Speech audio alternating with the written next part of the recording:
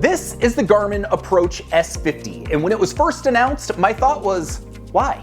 Garmin already has an entire suite of golf watches, and this is one that didn't quite fit into any of the existing boxes.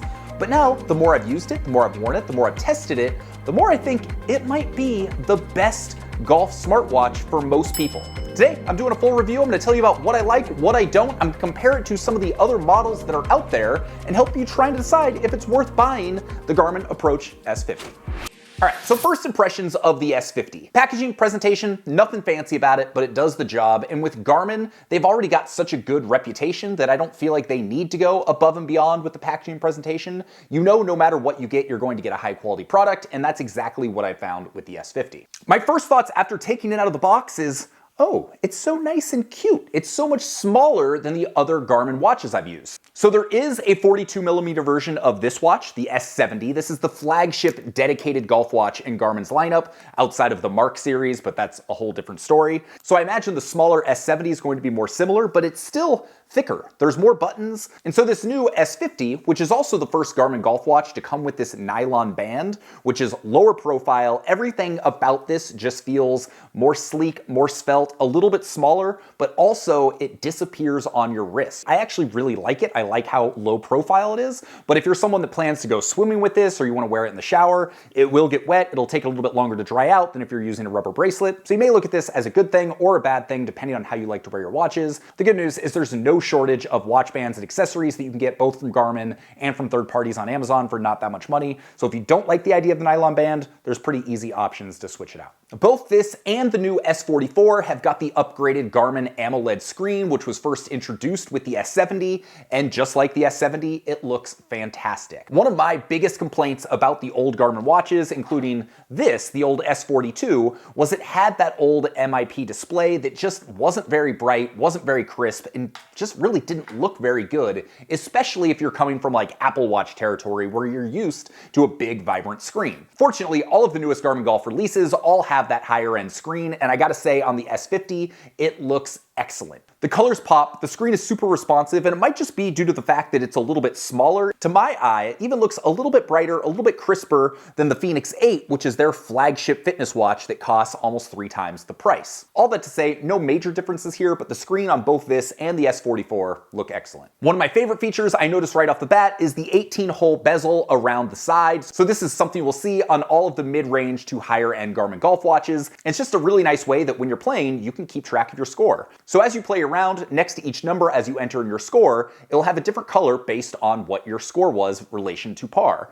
And so being able to see that and be able to see your trends throughout the round, I just really like. And honestly, that's one of my favorite features of the dedicated Garmin golf watches, as opposed to their more broad fitness watches like the Fenix 8 or the Epix line, which don't have that bezel. Pairing the S50 to the Garmin Golf app is super seamless, and once you've done it once, it works flawlessly. I also, now that I have multiple Garmin watches, I really like the fact that you can easily switch between the two and it will automatically upload the data. So one of the things you'll notice with Garmin watches is as you get more expensive, you get more buttons. So for instance, the S70, which is their flagship golf watch, has 3 buttons along the side. Once you get to the Fenix line, you actually have 5 buttons. You've got 2 on the right-hand side, 3 on the left-hand side, and personally, I'm someone that likes physical buttons. I don't like having to use a touchscreen for everything, so I really like the watches that give you more physical options. With the S50 and the new S44, you only have 2 buttons. But the more I've worn the S50, the more I've gotten used to the 2-button setup and how responsive the touchscreen is. So it's very easy to do pretty much everything you would want to do once I figured out that a long hold of the start button is what gets you to all the settings and options for the watch.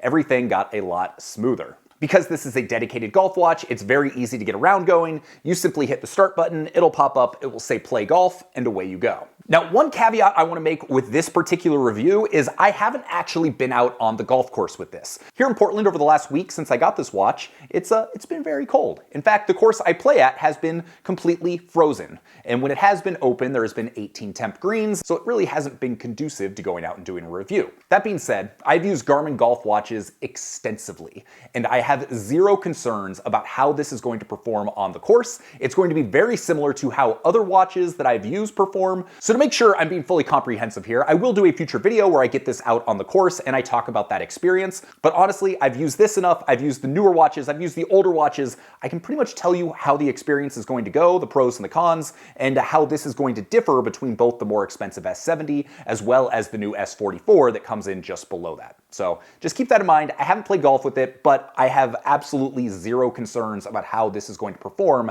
as a golf watch on the course. Hey, real quick, are you still not sure which golf GPS watch is right for you?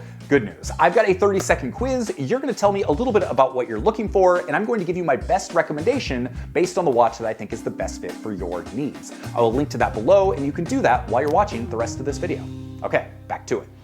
So earlier I mentioned that at first I was kind of confused about the S50, but the more I used it, the more I was convinced that this might be the perfect golf watch for most people. So let's talk about why that is and how it does fit into their lineup. So in order to do that, let's talk about the S44. This just came out. It has pretty much the same screen, has pretty much all the same golf features out of the box as the S50, and it comes in at $299, which is $100 less than the S50. So if all the golf features are the same, the screen's the same, then why is it less? Well, the biggest difference is the S50 has a built-in heart rate sensor. But because of that, it allows you to also track all sorts of health and fitness features that the S44 can't do. So if you're just looking for a mid-range golf watch and you plan to only use this watch on the course, then for $299, the S44, that might be the way to go. It's excellent. But if you're also looking for a watch where you can track your sleep, track your heart rate, track your activities, track your runs, do all of that and start really using it as a fitness watch on top of a golf watch, then the Approach S50 is going to be one of the absolute best ways to do that. So while it's definitely not going to have a lot of the advanced activity tracking and the built-in maps and a lot of the ruggedness of the Fenix series,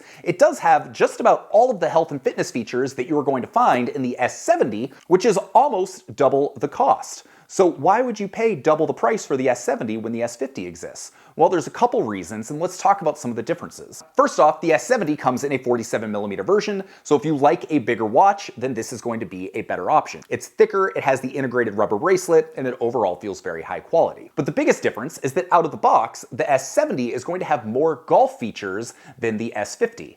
But there's a way around that I'm going to get to in just a second. So let's talk about what those differences are. So first off, one of the most obvious differences that you're going to know as you start using it is the graphics are much better and much more detailed on the S70. All of the hole maps and the hole overlays, they just have a lot more detail that are a lot more representative of what the hole actually looks like. So as you can see, when you look at the built-in maps on the S50, they just look a little bit more basic. And also, when you're scrolling between bunker and hazard distances, you're not able to use a physical button. You've got to use the touchscreen in order to do that, which might be an issue for some people. The S70 also has more advanced plays-like distances that takes more things into account than the S50 does. It looks at things like altitude, weather, and wind for its plays-like distance, as opposed to the S50, which is just looking at the slope data. And finally, the other thing the S70 comes with right out of the box is the virtual caddy feature. So the watch itself can track your shots, and over time, it will learn what your distances are if you're diligent about inputting that information. It will then be able to make club recommendations based on your shot data and your shot history, and that's something that out of the box, the S50 can't do. Both of these watches are compatible with both the Garmin CT10 sensors and the new CT1 sensors that are going to give you enhanced shot tracking capabilities, but I'm not going to go too far into depth on that right now. We will save that for another video. Hey, one quick note, if you decide to buy any of the watches I'm talking about today, I recommend you do it through playbetter.com. They are my go-to source when it comes to golf tech products. They have pretty much everything I need. The customer support is fantastic, the shipping is super quick, and you will always get the best prices there. I've linked to all the products I mentioned below that go to PlayBetter, and obviously, as you probably know, if you click any of those links and you buy the product, I will get a commission. I don't care whether or not you buy any of these or not. I'm just trying to give you the best information I can to help you out based on my extensive experience with all of these watches. So if you think that makes me biased, totally understand. Go do your own research, bypass the links, go someplace else. I don't care. But if you do decide one of these products is right for you and you found this video helpful, you clicking those links, buying through PlayBetter, it helps me out a ton and allows me to keep doing the research and doing videos like this for you. But here's where things get interesting. You might notice that I keep saying out of the box, the S70 comes with this and the S50 does not. Well, if you get a Garmin Golf membership, which is $99 a year, you can upgrade the S50 to have all of the golf features that the S70 has, with the only exception being it will not give you wind data in its plays-like distance. Personally, I love this. I know people hate subscriptions, and I get it, for good reason. But with this, it allows you to choose, do you want that extra data? Do you want that enhanced experience? Or do you just want to watch that's still going to perform great on a golf course, but you don't need all the fancy stuff? And at $99 a year, it's actually a pretty good value considering this works across all of your Garmin devices. So if you have an R10 or R50 launch monitor, that's going to get you Home T Hero access, which allows you to play simulated rounds on 43,000 different courses. It's also going to get you green contour data, so you're going to be able to see the slope and the breaks of all the greens on compatible devices like the S50 or the S70. If you use the R10 launch monitor, it allows you to save more data and save more video clips. Like, it really provides quite a bit, and the more invested in the Garmin ecosystem you are, the more useful it's going to be. So if you know that you just want a really good, solid, svelte, low-profile golf watch that's going to do a great job, the S50's here. And then if you're like, you know what, I want a little bit more. I do want that virtual caddy feature. I do want these graphics to look a little bit nicer. Then for $9.99 a month or $99 a year, you can upgrade this. And you can do that for 3 years before you catch up to the price of the S70. So I don't know, I look at that as being pretty compelling. I like the a la carte nature where you certainly don't need it, but if you want more, it's a reasonably priced option for you.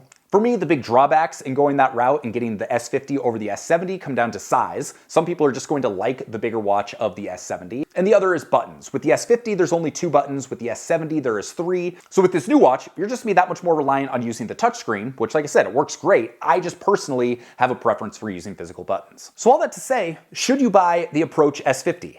I think this is a really compelling package. And even though I didn't think Garmin needed another tier in their golf watches, it does fit a very specific use case that I think a lot of people are going to resonate with. So if you just want a good looking golf watch that fits great, has a beautiful screen, is gonna allow you to keep scores, get hazards, and do all the basic golf functions, go get the S44. For $300, this is excellent. If you want all of those things, but you also want a watch that's going to allow you to do a better job of tracking your health and fitness and your workouts, and you like the idea of being able to upgrade the golf features to get Garmin's flagship golf features, these are just as good as any of the features on any of their golf watches, then the S50 for $100 more, I mean, it's kind of a no-brainer. So now, where does that leave the S70? Honestly, it's a little bit tougher for me to recommend, considering you're able to get so much of what the S70 provides with the S50. And yes, if you want all those same features, you're gonna have to spend $99 a year on the subscription, but a lot of people with the S70 are doing that anyway for the added green contour features and for some of the things that you get with some of the other Garmin devices. So for me, if I'm just looking for basic fitness features and a killer golf watch, I'm probably going S50, but then if I'm looking for more robust fitness features and more of a lifestyle watch and really getting into the nitty-gritty of tracking my health and fitness,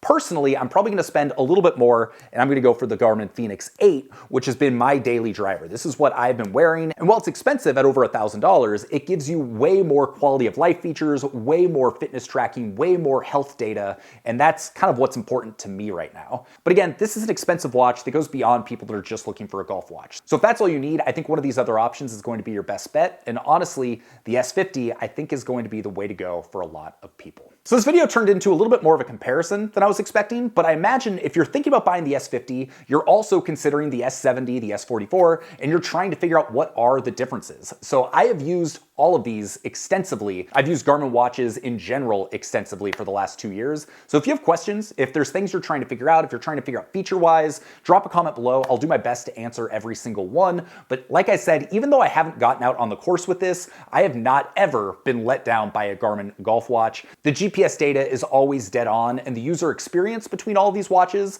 are very similar. So like I said, I have zero hesitation about recommending this watch, even though I have yet to get out on a golf course with it, but I will be doing that soon. My name is Sean Ogle. I'm the founder of this thing here, Breaking 80, where we talk about cool golf courses and cool golf products. If you got some value out of this, maybe consider hitting the subscribe button. It helps me out a ton, and I can't wait to see you on the next video. Peace.